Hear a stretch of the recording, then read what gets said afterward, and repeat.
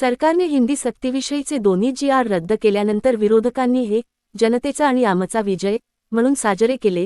5 तारखेला होणाऱ्या मोर्चाचे रूपांतर विजयी सभेत केल्याचे उद्धव ठाकरे यांनी जाहीर केले. त्यांचा दावा, सरकारची सक्ती हरली आहे, म्हणजे सरकारने माघार घेतल्याचा स्वीकार आहे. देश न्यूज मराठी, मुंबई. मराठी माणसाची शक्ती ही सरकारच्या सक्तीला हरवून देऊ शकते हे पुन्हा एकदा सिद्ध झालं. अशीच चळवळ संयुक्त महाराष्ट्राच्या वेळेला सुद्धा झाली होती. त्याही वेळेला मराठी माणसांनी तर तेव्हाच आणि आत्ताचं आंदोलनाची तुलना करता नाही येणार, परंतु सगळेजण पक्षभेद विसरून एकत्र झाले आणि त्यावेळेला हा डाव उधळला होता. आजही हा डाव उधळून टाकलेला आहे.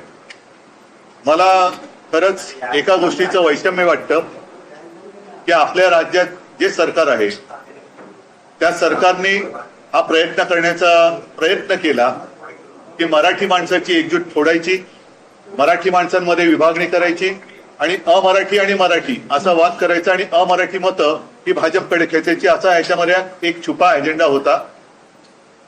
पण समाधानाची गोष्ट अशी की मराठी माणसांनी जी एक समंजस भूमिका घेतली की आमचा भाषेला विरोध नाही पण सक्तीला विरोध आहे. त्याच्यामुळे इतर भाषिकांना सुद्धा जे वर्षानुवर्षे इकडे राहत आहेत त्यांनाही कळलं की आपल्या भाषेविरुद्ध नाही तर ह्या राज्यातल्या मातृभाषेवरती जी सक्ती केली जाते त्या सक्तीच्या विरोधामध्ये हे आंदोलन आहे. त्याच्यामुळे ही फूट पडली नाही.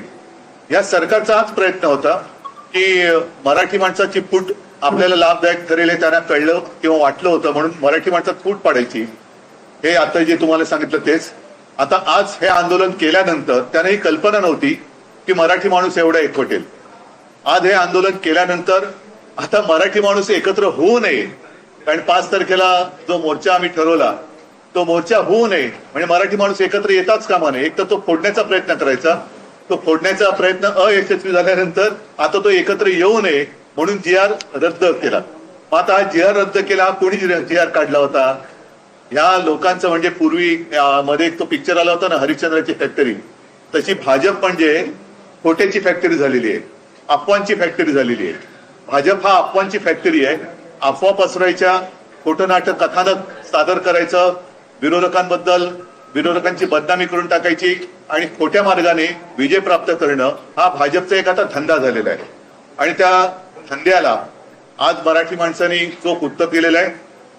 माझी आता अपेक्षा नव्हे, माझा मराठी माणसाला आग्रह आहे की एखादं संकट येईपर्यंत आपण एक होण्याची वाट कशाला बघायची. एक मोर्चा, आता मोर्चा किंवा सभा त्याचं स्वरूप कुठे कधी काय असेल हे 1-2 दिवसामध्ये आम्ही सगळ्यांशी बोलून सर्वांना सांगू. परंतु मी परत एकदा सर्व मराठी माणसांना आणि या आंदोलनाच्या निमित्ताने एकवटलेल्या सर्व पक्षांना हात जोडून विनंती करतोय की आपण या सक्तीच्या विरोधात एकवटलो होतो. ही सक्ती तर आता मागे घ्यायला लावलेली आहे. तरी देखील 5 तारखेला आपण मोर्चा काढायचा, सभा घ्यायची, कुठे घ्यायची, कधी घ्यायची, कसा मोर्चा काढायचा, हा सगळा कार्यक्रम 1-2 दिवसामध्ये सगळ्यांशी बोलून मी ठरवेन. म्हणजे सगळ्यांनी ठरवावा, सगळ्यांनी याच्यामध्ये सहभागी व्हावं ही मी त्या सगळ्यांना ज्यांनी